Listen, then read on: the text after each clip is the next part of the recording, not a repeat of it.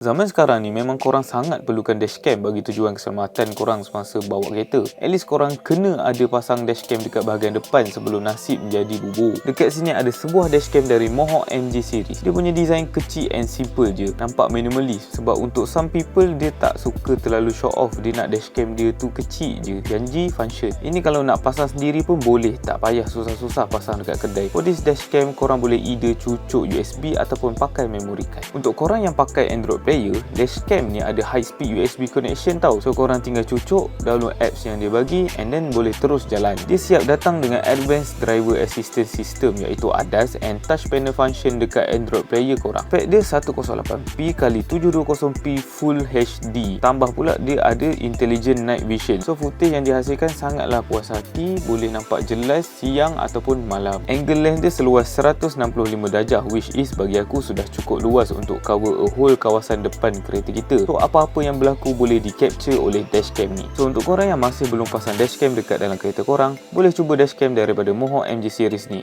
Jangan lupa untuk always berhati-hati di jalan raya dan pandu dengan cermat.